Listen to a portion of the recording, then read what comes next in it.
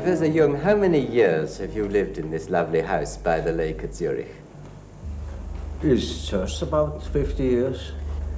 Do you live here now just with your secretaries and your English housekeeper? Yes. No children or grandchildren with you? Oh, no, they don't live here, but I have plenty of them in the surroundings. Do they come to see you often? Oh, yes. How many grandchildren have you? Oh, 19. And great-grandchildren? I think 8, and I suppose one is on the way. And do you enjoy having them? Well, of course it's nice to feel such a living crowd out of oneself. Are they afraid of you, do you think? I don't think so. If you would know my grandchildren, you wouldn't think so. What? They steal my things. Even my hat that belongs to me, they stole the other day. Now, can I take you back to your own childhood? Do you remember the occasion when you first felt consciousness of your own individual self? That was in my 11th year. There I suddenly, on my way to school, I stepped out of a mist. It was just as if I had been in a mist, walking in a mist. And I stepped out of it, and I knew I am what I am. And then I thought, but what have I been? And then I found that I had been in a mist. Not knowing to differentiate myself from things. I was just one thing among many things. Now, was that associated with any particular episode in your life, or was it just a normal function of adolescence? Well, that's difficult to say. As far as I can remember, nothing had happened before that would explain this sudden coming to consciousness. You hadn't, for instance, been quarreling with your parents or anything? No. What memories have you of your parents? Were they strict and old-fashioned in the way they brought you up? Oh, well, you know, they belonged to the later parts of the Middle Ages. And my father was a parson in the country, and you can imagine what people were then, you know, in the 70s of the past century. They had the convictions in which people have lived since 1,800 years. How did he try to impress these convictions on you? Did he punish you, for instance? Oh, no, not at all. No, he was very liberal, and he was most tolerant, most understanding. Which did you get on with more intimately, your father or your mother? That's difficult to say. Of course, one is always more intimate with the mother. But when it comes to the personal feeling, I had a better relation to my father, who was predictable,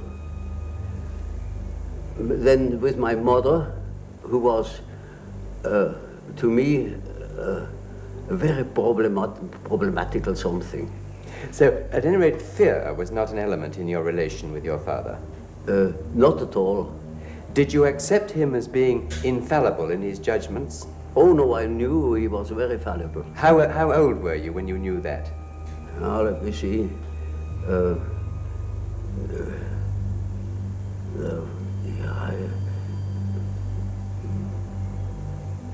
Perhaps 11 or 12 years old. It was hanging together with the fact that I knew I was. And from then on, I saw that my father is different. Yes. So the moment of self-revelation was closely connected with realizing the fallibility of your parents. Yes, one could say so. Now, what about... But I realized that I had fear of my mother, but not during the day. There she was quite known to me and predictable, but in the night, I had fear of my mother. And can you remember why? Can you remember what that I have not the slightest idea why. No. What about your school days now? Were you happy at school as a schoolboy? In the beginning, I was very happy to have companions, you know, because before I had been very lonely. We lived in the country, and I had no brother and no sister. My sister was born very much later, when I was 9 years old. And so I was used to be alone, but I missed it. I missed company. And in school it was wonderful to have company. But soon, you know, in a country school, naturally, I was far ahead. And then I began to be bored.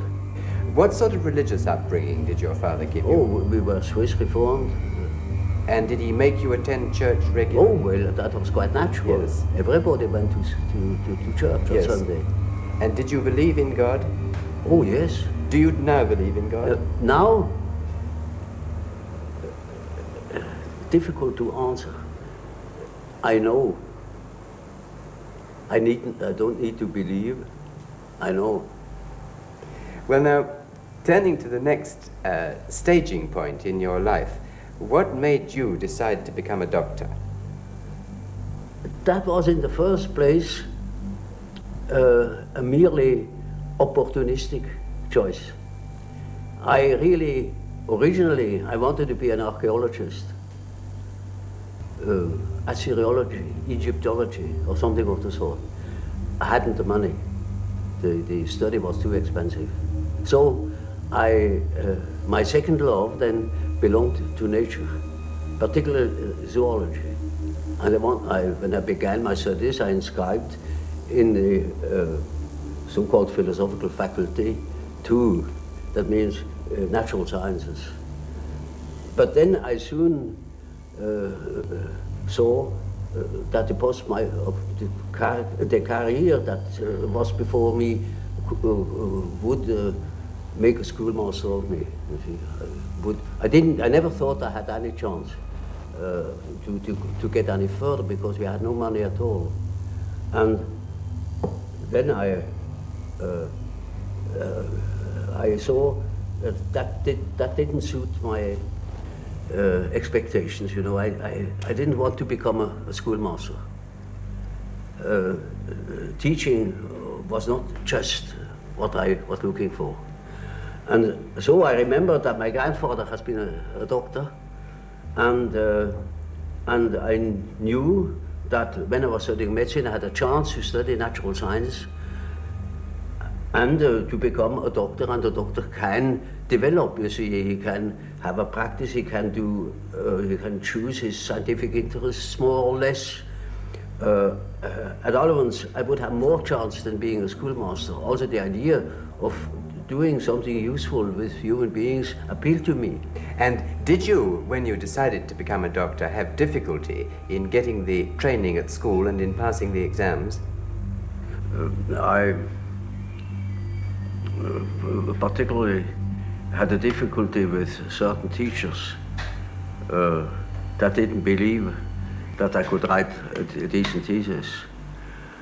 I remember one case where the teacher had the habit to discuss the papers written by the pupils, and he took the best first, and he went through the whole number of the pupils, and I didn't appear, and I was badly troubled over it, and I thought, well, it is impossible that my thesis can be that bad.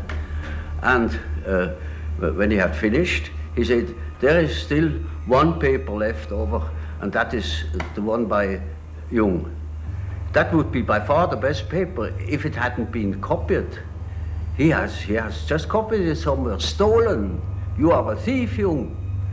And if I knew where you have stolen it, I would fling you out of school.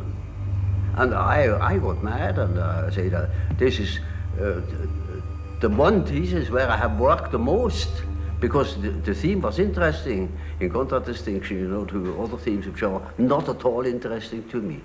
And then he said, you are a liar. And if you can prove that you have stolen that thing somewhere, then you get out of school. Now that was a very serious thing to me, because what else then, you see? And I hated that fellow, and that was the only man I could have killed, you know. If I had met him once at a dark corner, I would have shown him something of what I could do. Did you often have violent thoughts about people when you were young? No, not exactly. Only when I got mad. Well, then I beat them up. And did you often get mad? Not so often, but then for good. You were very strong and big, I imagine. Yes, I was pretty strong. And you know, reared in the country with those peasant boys, it was a rough kind of life. And I would have been capable of violence, I know. I was a bit afraid of it. So I rather tried to avoid critical situations because I didn't trust myself. Once I was attacked by about 7 boys, and I got mad. And I took one and just swung him round with his legs, you know, and beat down 4 of them. And then they were satisfied. And were there any consequences from that afterwards? Oh, I should say yes. From then on, I was always suspected that I was at the bottom of every trouble. I was not, but they were afraid, and I was never attacked again. Well, now, when the time came that you qualified as a doctor, what made you decide to specialize in being an alienist? Yeah, that is rather an interesting point. When I had finished my studies practically, and when I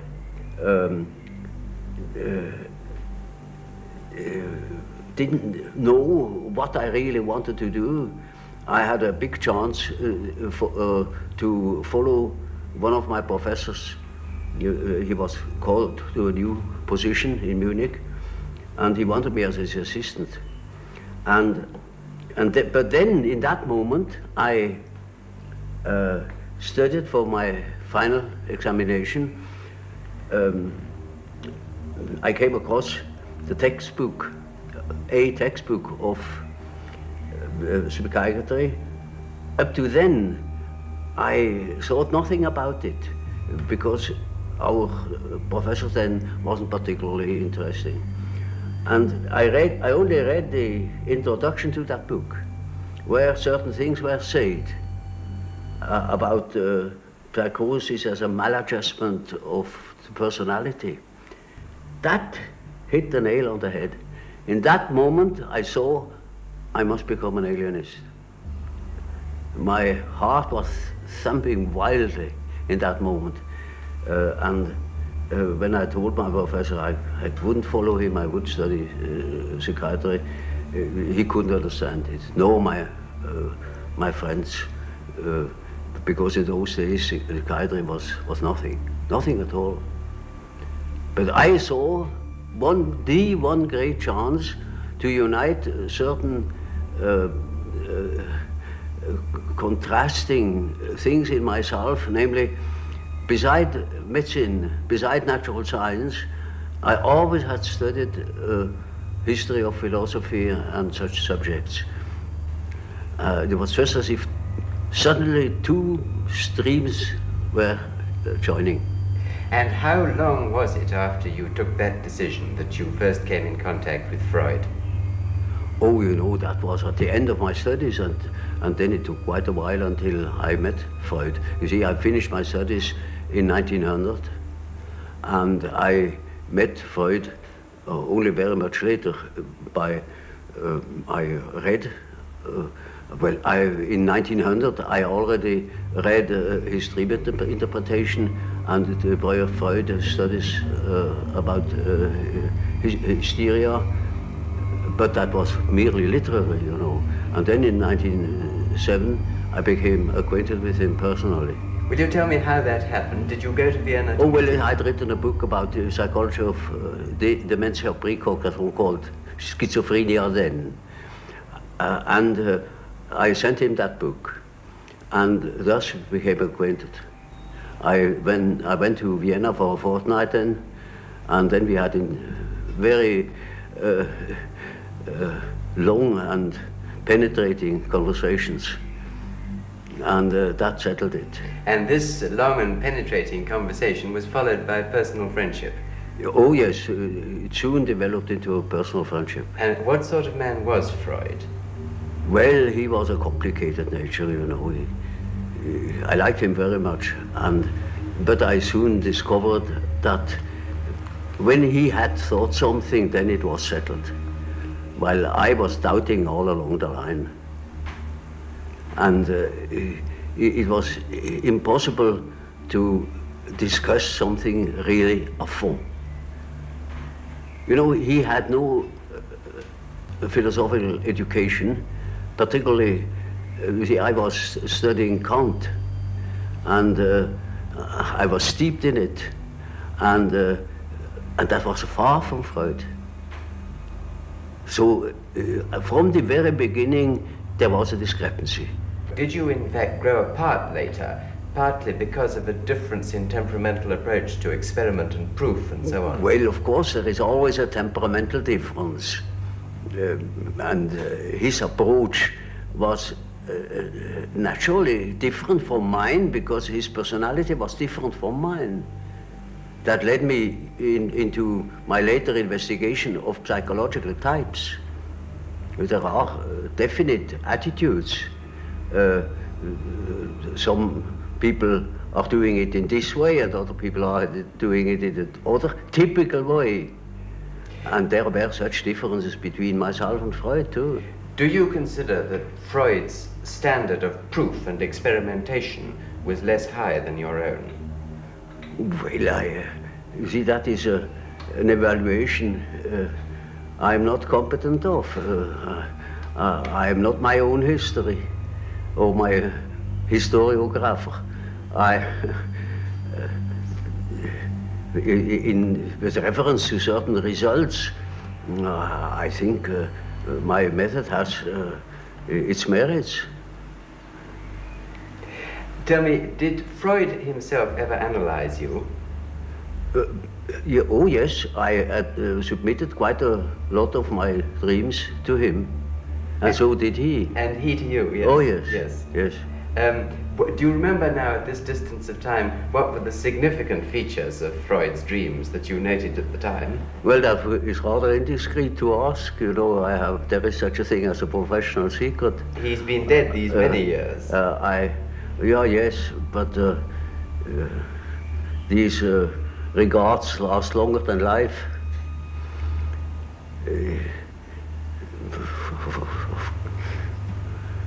I prefer not to talk about it. Well, may I ask you something else then, which perhaps is also indiscreet? Is it true that you have a very large number of letters which you exchanged with Freud, which are still unpublished? Yes. When are they going to be published? Well, not during my lifetime. You would have no objection to them being published after your life? Oh, no, not at all. Because they are probably of great historical importance. I don't think so. Then why have you not published them so far? Because they were not important to me enough. I see no particular importance in them. They are concerned with personal matters? Well, partially. But I wouldn't care to publish them. Well now, can we move on to the time when you did eventually part company with Freud? It was partly, I think, with the publication of your book, The Psychology of the Unconscious. Is that correct? That was the real cause. Well now, before you... Oh, I mean the final cause, because it had a long preparation. You know, from the beginning I had a reservatio mentalis. I couldn't agree with quite a number of his ideas. Which ones in particular? Well, chiefly his purely personal approach and his disregard of the historical conditions of man. You see, we depend largely upon our history. We are shaped through education, through the influence of the parents, which are by no means always personal. They were prejudiced or they were influenced by historical ideas or what I call dominance. And that is a most decisive factor in psychology. And we are not of today or of yesterday. We are of an immense age. Was it not partly your observation, your clinical observation of psychotic cases, which led you to differ from Freud on this? It was partially my experience with schizophrenic patients that led me to the idea of certain general historical conditions. Is there any one case that you can now look back on and feel that perhaps it was the turning point of your thought? Oh yes, I made quite a number of experiences of that sort, and I went even to Washington to study Negroes at the psychiatric clinic there in order to find out whether they have the same type of dreams as we have. These experiences and others led me then to the hypothesis that there is an impersonal stratum in our psyche. And I can tell you an example. We had a patient in the ward. He was quiet but completely dissociated, schizophrenic. And he was in the clinic already for over 20 years. He had come into the clinic, as a matter of fact, being a young man, a little clerk, and did no particular education. And once I came into the ward, and he was obviously excited and called to me, took me by the lapel of my coat and led me to the window and said, "Doctor, now you must see. Now look at it. Look up at the sun and see how it moves. You see, you must move your head too, like this, and then you will see the follows of the sun. And you know, that's the origin of the wind. And you see how the sun moves as you move your head from one side to the other." Now, of course, I didn't understand it at all. I thought, there you are, he's just crazy.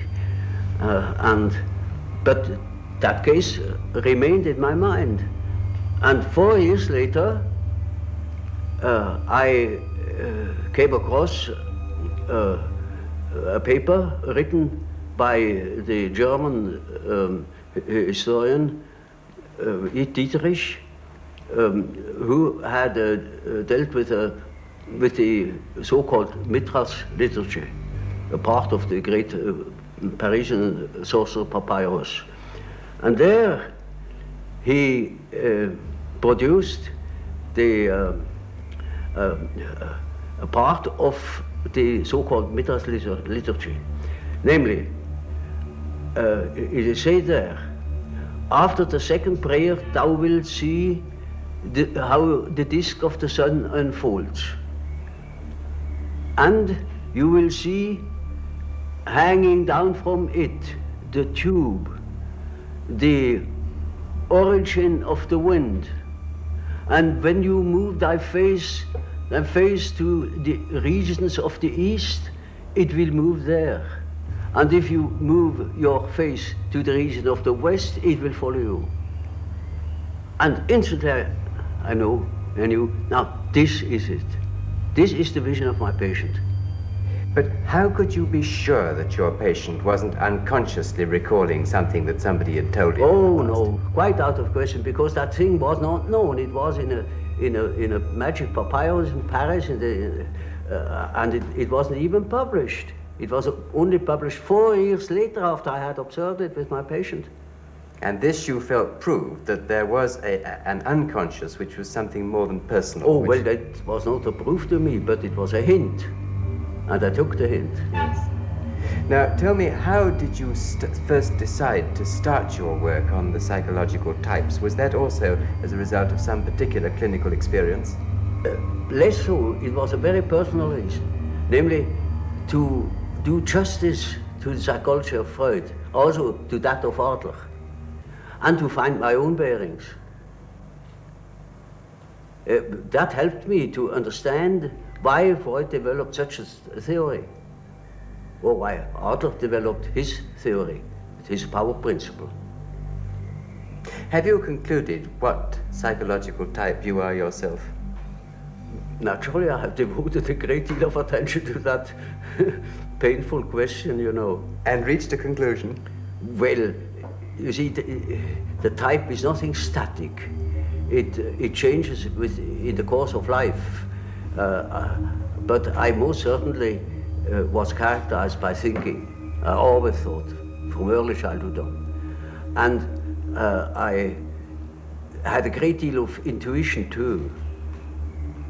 And I had a definite difficulty with feeling.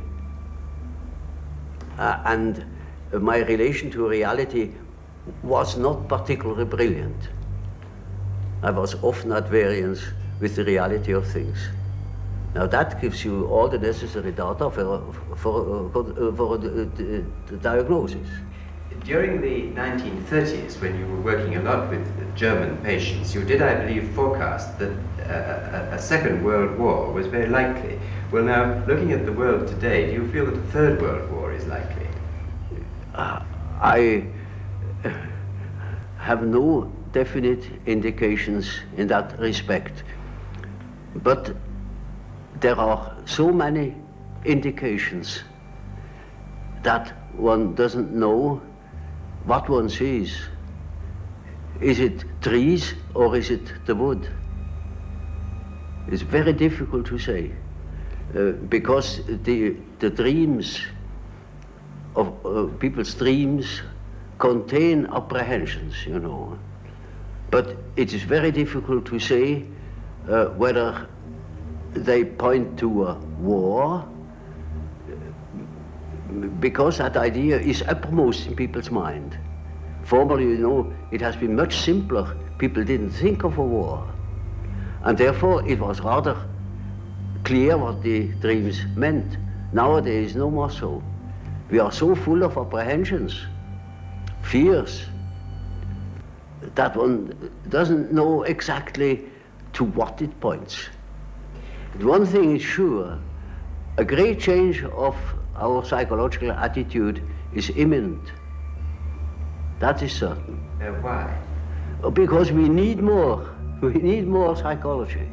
We need more understanding of human nature, because the only real danger that exists is man himself. He is the great danger, and we are pitifully unaware of it. We know nothing of man, far too little. His psyche should be studied, because we are the origin of all coming evil. Well, does man, do you think, need to have the concept of sin and evil to live with? Is this part of our nature? Well, obviously. And of a redeemer? That is an inevitable consequence. This is not a concept which will disappear as we become more rational. It's something which is deep-seated. I don't believe that man ever will deviate from the original pattern of his being.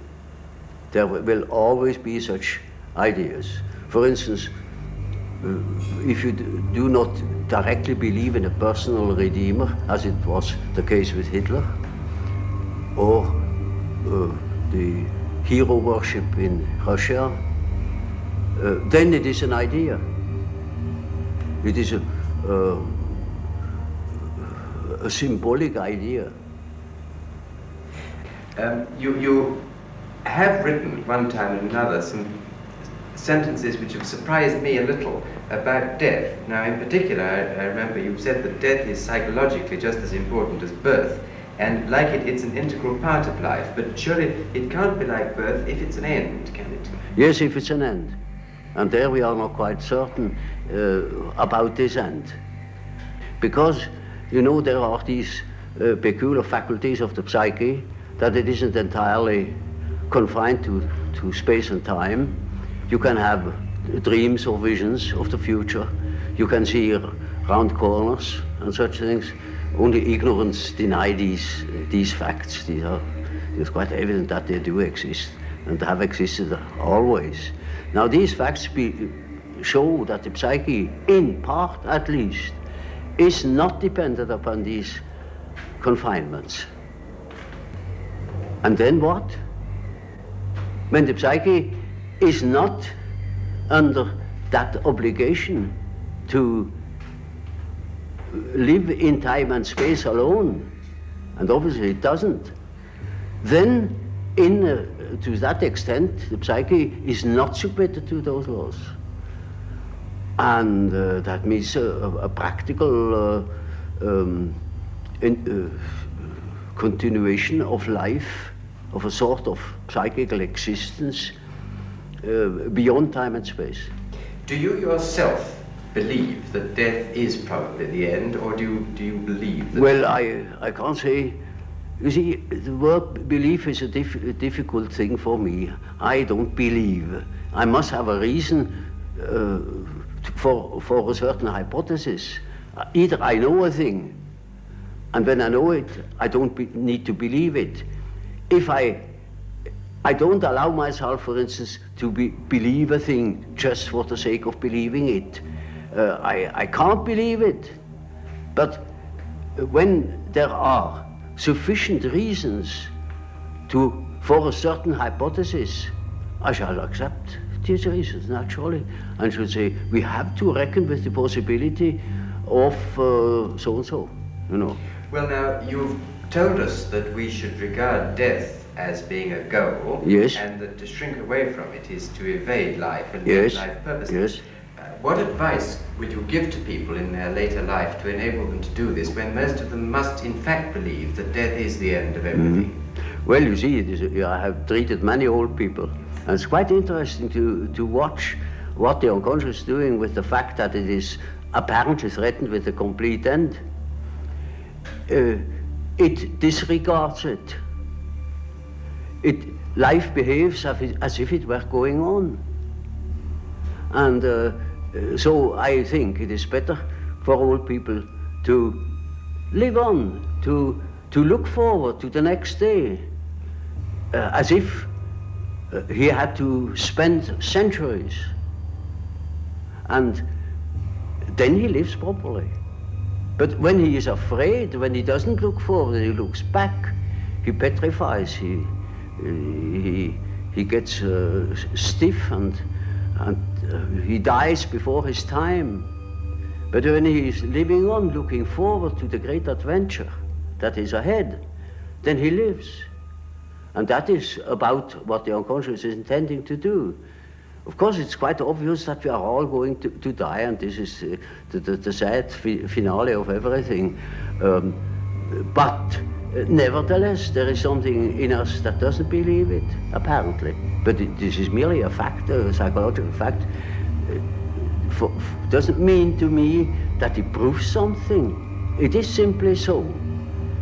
For instance, I may not know why we need salt, but we prefer to eat salt too, because you feel better. And so when you think in a certain way, you may feel considerably better. And I think if you think along the lines of nature, then you think properly. And this leads me to the last question that I want to ask you.